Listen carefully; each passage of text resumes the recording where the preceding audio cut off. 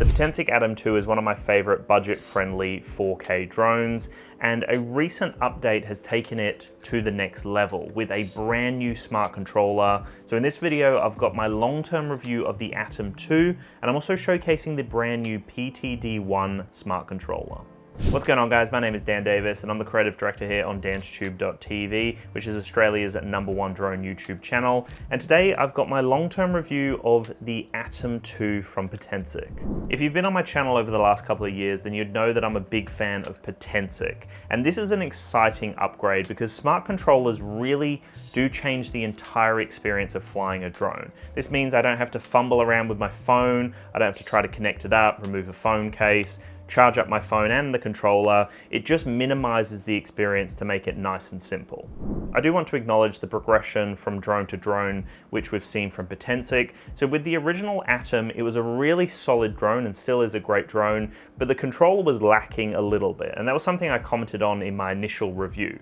Now, when we saw the ATOM 2 come out, they significantly improved the controller. And I've got a whole review on the channel dedicated to that newer controller, which isn't the smart controller, with the ATOM 2, and still a solid experience across the board. I really liked what they did there. It was a big improvement over the initial controller. The PTD1 controller, the brand new smart controller, has had a lot of intentional input behind it. You can see that they've really put a lot of love into it and they've thought about everything here. Before we go any further into this video, I do want to mention that this video has been sponsored by Potensic and the drone and controller was provided by Potensic. But keep in mind that all of my opinions expressed throughout this video are my own and they haven't influenced anything. The first thing I noticed when I unboxed this brand new package was this bag. And I don't think this bag has been given as much love as the controller, which kind of makes sense. But this bag is really smart. I love the design of it. So it's got a dual zip design where there's literally just a little handle that you pull to unzip it, and then there's a little magnetic section here right at the end. I really love this design. It's so smart because once you've got everything open, you can grab all your stuff out, and then straight when you flip it over, it magnetically aligns and holds its position. So you don't have to worry about it flapping open in the wind.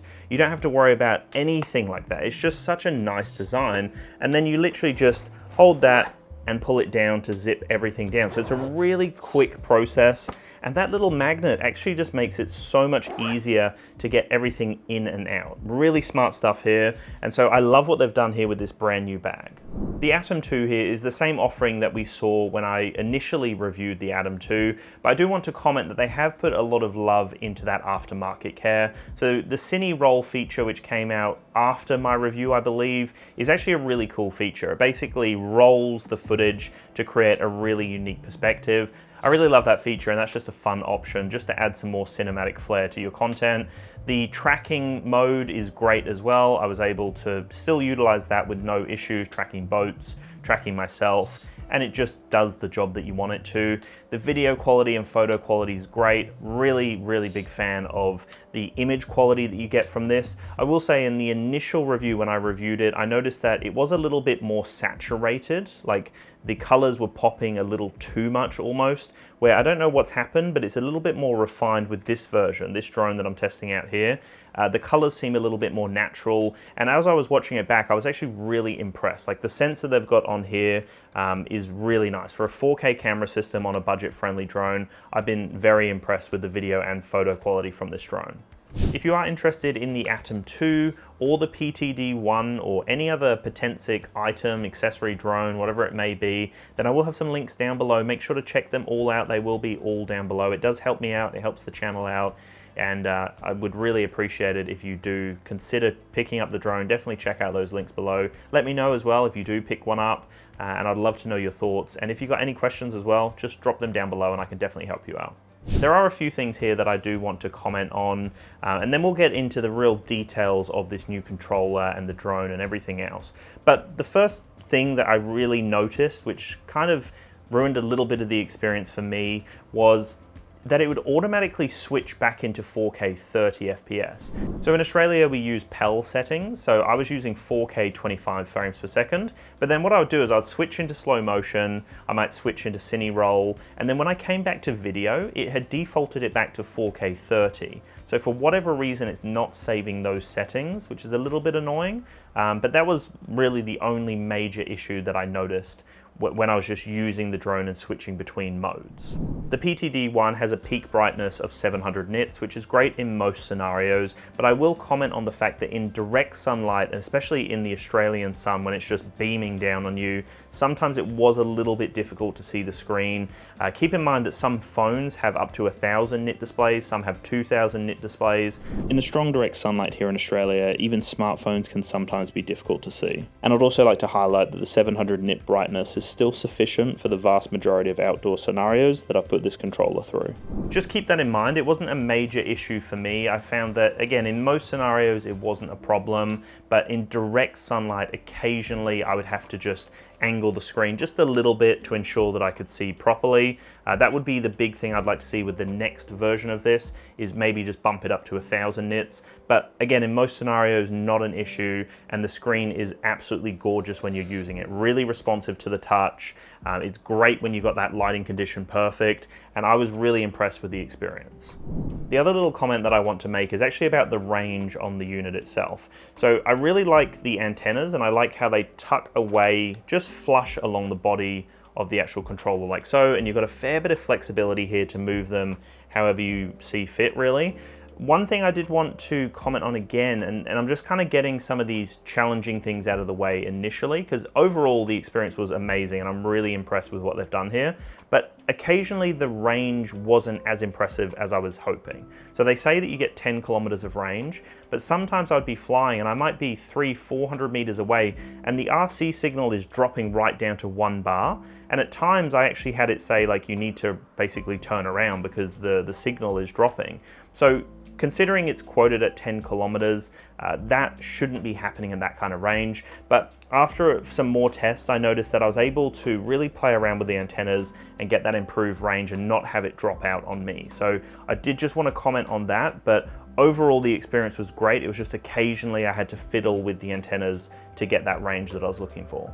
So now that we've got all of that out of the way, I wanted to talk through some of the things that I really loved about this overall experience. So the controller itself feels premium in the hand. It's got such a nice build quality to it. The display is a 5.5 inch full HD display. So it's a 1080p 1920 by 1080 resolution. Like I said, it's a 700 nit peak brightness display, and it does say that you get 10 kilometers of range from the unit as well. They say that you get about 3 hours of runtime from the controller itself. That would depend on obviously different factors, what you're doing, what the brightness is, what different modes you're going into and that kind of stuff, what the demand is on the actual controller and the signal and that kind of stuff. But 3 hours is great in most scenarios. If you're using 3 batteries, that's enough, which is what you get with the combo that I have. So I found that I was able to use the 3 batteries, come home, charge everything up, and then go back out again. It's not like you're getting a huge amount of trickle over, so I was never confident enough to fly 3 batteries, come back and not charge the controller, which would have been nice to see as well, but overall 3 hours is perfectly fine for most people. The controller weighs 450 grams. It's extremely ergonomic in the hand. I really like just the feel of it. There's these little like kind of grooves here that I notice my index fingers just sit and hold nicely. I love the overall build quality of it. Like I said, it feels really nice in the hand. The weight is perfect, I think. And I think that just the ergonomics of it, it feels really nice. Just the way that that groove sits is so comfortable. You've got the little thumbsticks tucked away. Obviously you've got the antennas like I mentioned before that just tuck away like so.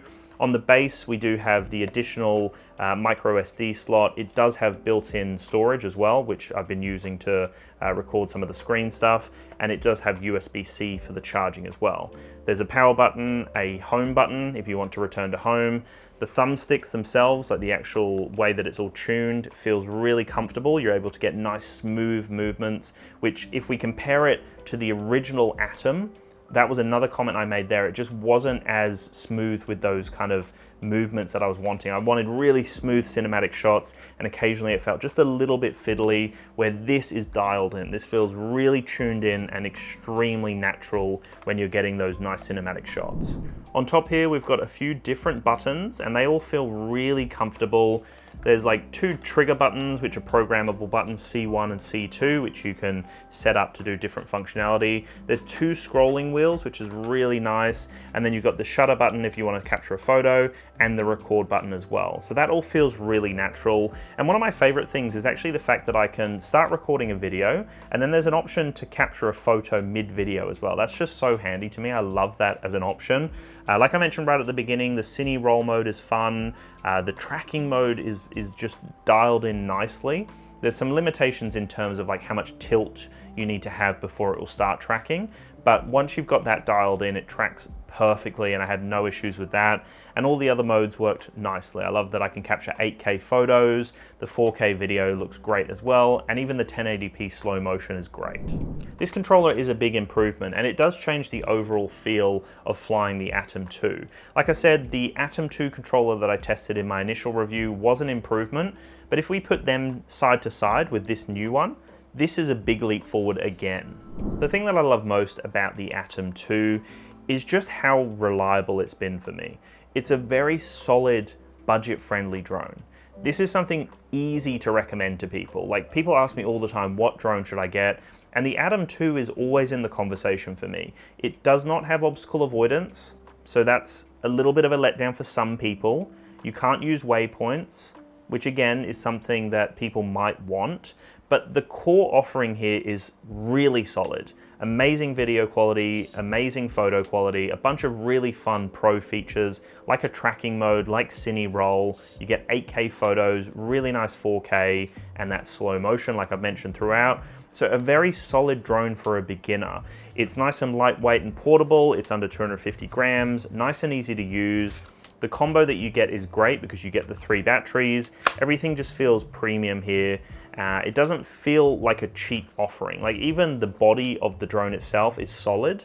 And one big thing that I want to mention is how it actually flies, because Potensic are competing with some big names out there in the drone world, but this drone holds itself really well in the sky. It can handle any sort of wind conditions, and in a lot of the tests that I was doing for this guy, it was able to handle like direct wind with an exposed area. Like, I was over the ocean, it was a very windy day, there were gusts of up to like 35 kilometers, and this guy was handling it with ease. It was able to fly back to me with ease, and you can just see, like, even with the lean, it's able to stabilize everything with the gimbal. The footage looks great, there's no wonkiness or awkwardness to it. It's just such a tuned in experience, and that's kind of the theme of this video here, this like long-term review, is that this is a tuned in experience. Like, the controller is tuned in, it feels very premium, very like responsive to every touch and input.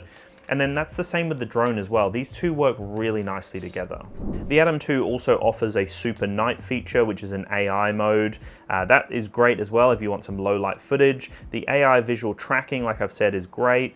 And you also get 4x digital zoom, which is nice to see. The app experience as well is something I do want to comment on, because the app experience is just so easy to follow. Like, if you've flown any other drone before, you would be familiar in this experience. One of my favorite features actually, which is a small thing, but in the top right corner where you see the battery life and how much percentage you're getting out of the drone, it actually gives you a color indicator. So it goes from a green to an orange to a red to let you know how much juice you're using, how much the battery is being drained here. And so when you're flying in sports mode, in that fast mode, you know, flying back against the wind, it pops up with a red icon. It lets you know, hey, this is draining a lot of your juice, a lot of your energy. And then if you go, you know, just with some real smooth movements, it might be a different color. And if you're just hovering, it might be green. So I love that. It's just a simple visual. And then all the menu systems are easy to navigate. It's really easy to just tap between modes and change all the different modes on the fly. And I found that was very responsive as well. Just changing modes, the actual touch interface here, which is a big one because it is a touch screen on the smart controller. That was really responsive. I had no issues with that. I was able to tap between modes. It never like froze up on me. Never had issues with delay or any awkwardness like that. I didn't experience any bugs with it as well, which was really nice. It was just a tuned in experience again. Like, they've clearly put a lot of love into the PTD1. So if you've already got the Atom 2, this is a great add-on, a really great add-on to just make your experience even better with your Atom 2. This is a Sony CMOS sensor, so you can tell just the quality of the image is there because it is a Sony sensor, and it's just great in really any sort of scenario regardless of the lighting conditions, especially with that AI night mode as well. And we've also got a P log mode, which is Potensic's own log version, their own flat profile. If you want to customize and play around with the footage in post-production, you can put it in the P log mode as well, which is really nice to see. So overall, the Potensic Atom 2 with the PTD1 controller still hold up to this day. I tested the Potensic Atom 2 a little while ago now. I can't even think of how long ago I tested it. Really solid drone, and I loved it back then, but they've added some more stuff here. So the Cine Roll and P-Log I don't believe were an option for me when I was testing the drone, but now they're here and it adds even more value to the Atom 2 experience. And now with this brand new smart controller, it just takes the Atom 2 to that next level. This is going to be a really easy drone for me to recommend to beginners. Still a drone that I fly to this day. I love that Sony sensor. The video quality is great. It just stands out. It's got such a unique look to it. And I am impressed. I'm really impressed with what they've done here. This new controller does feel premium. And if you've got the Atom 2 already, this is an obvious upgrade. But if you're considering a beginner drone, this could be the right combo for you, because not many beginner drones at like this price point give you the option for a smart controller. So to be able to have a smart controller like this and have a really, really competent, beginner-friendly 4K drone, you're going to be blown away, and I think it's a great purchase for anyone wanting to get into the drone space. So anyway guys, thank you so much for watching. I appreciate all of your support, and I'll chat to you in the next one. Peace.